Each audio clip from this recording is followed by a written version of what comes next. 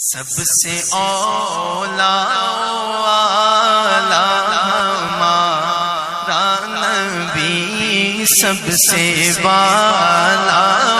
والا ہمارا نبی، سب سے اولا۔ بسم اللہ الرحمن الرحیم۔ ڈی ایم نیٹ ورک کے تمام سامعین اور ناظرین کو السلام علیکم۔ میں آپ کا میزبان دانیل کریم۔ آج ہم حاضر ہوئے ہیں اپنی نئی ٹرانسمیشن کے ساتھ۔ سامعین اور حاضرین، جیسے کہ آپ کو معلوم ہے کہ ہم لوگ ربیع الاول کی بہاریں لوٹ رہے ہیں۔ یہ وہ مہینہ ہے جس مہینے کا تمام عاشقان رسول کو سارا سال انتظار رہتا ہے، کیونکہ اس مہینے دو عالم کے سردار ہمارے پیارے نبی احمد مجتبیٰ جناب محمد مصطفیٰ صلی اللہ علیہ وآلہ وسلم اس دنیا میں جلوہ افروز ہوئے۔ تمام عاشقان رسول اپنے گھروں کو سجاتے ہیں، گلی محلوں کو چراغاں کرتے ہیں، اور آج کی اس بابرکت ٹرانسمیشن میں ہمارے ساتھ موجود ہیں قاری محی الدین، جو اپنے بیان سے ہمیں مستفیض فرمائیں۔ سب سے اولا والا الحمدللہ رب العالمین، والصلاة والسلام على سید الانبیاء والمرسلین، اما بعد فاعوذ باللہ من الشیطان الرجیم، بسم اللہ الرحمن الرحیم۔ الصلاة والسلام علیکہ یا سیدی یا رسول اللہ، وعلى آلک واصحابک یا سیدی یا حبیب اللہ۔ الصلاة والسلام علیکہ یا سیدی یا نبی اللہ، وعلى آلک واصحابک یا سیدی یا رحمت للعالمین۔ الحمدللہ میں بہت زیادہ مشکور ہوں ڈی ایم نیٹ ورک کا کہ انہوں نے مجھے آج اپنے پلیٹ فارم پر بولنے کا موقع دیا۔ تو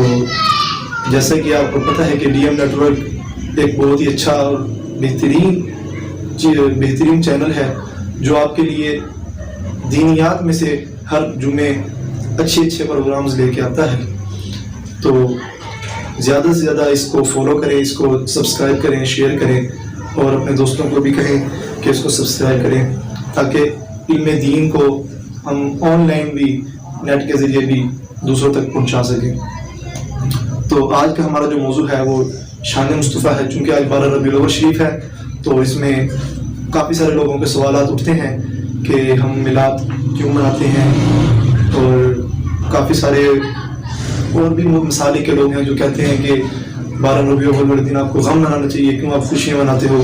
ان سب کے انشاءاللہ ہم جواب بھی دیں گے۔ تو سب سے پہلے شروع کرتے ہیں کہ ہمارے پیارے آقا حضرت محمد مصطفیٰ صلی اللہ تعالیٰ علیہ وآلہ وسلم، جو کہ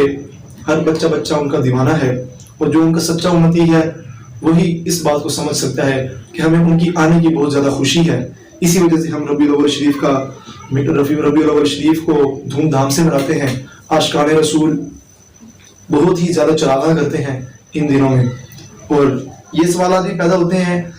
کہ ہم لوگ فضول خرچی کرتے ہیں، یہ سارا کچھ فضول ہے، جو ہم جھنڈے لگاتے ہیں یا جو ہم بیج وغیرہ لگاتے ہیں، جو لائٹنگ کرتے ہیں، یہ سارا کچھ فضول ہے۔ تو آج ان سب کا ہم انشاءاللہ جواب بھی دیں گے آپ کو۔ تو محترم سامعین و ناظرین، جیسا کہ جمہور علماء کا اس پر اتفاق ہے کہ ہمارے پیارے آقا حضرت محمد مصطفیٰ صلی اللہ تعالی علیہ وآلہ وسلم، جو کہ 12 ربیع الاول شریف 11ویں کا دن تھا اور 12ویں کی رات تھی، اس کے درمیان میں تشریف فرما ہوئے، یعنی کہ صبح صادق کے وقت اس دنیا میں تشریف لائے، اور اس پر تمام علماء کا اتفاق ہے۔ بعض علماء نے یہ بھی کہا کہ آپ کی ولادت باصادق 6 ربیع الاول شریف کو ہوئی، بعض نے کہا کہ 9 کو ہوئی، اور بعض کہتے ہیں کہ 16 کو ہوئی، لیکن علماء کا جس پر اتفاق ہو جائے ہمیں پھر اسی کو ہی ماننا چاہیے۔ تو جب ہمارے پیارے آقا حضرت محمد مصطفیٰ صلی اللہ تعالی علیہ وآلہ وسلم کی ولادت کے دن قریب آئے، تو حضرت بی بی آمنہ فرماتی ہیں کہ میں دیکھتی ہوں کہ جب میں چلتی ہوں تو ہر جگہ نور ہی نور ہوتا ہے، اگر میں کسی خشک جگہ سے چلوں تو اس نور کی برکت سے وہاں پہ سبزہ اگ جاتا ہے۔ یہ ہمارے پیارے آقا حضرت محمد مصطفیٰ صلی اللہ تعالی علیہ وسلم کی شان ہے، اور اللہ تعالیٰ نے آپ کی ولادت سے پہلے ہی اتنے سارے کمالات جو آپ کے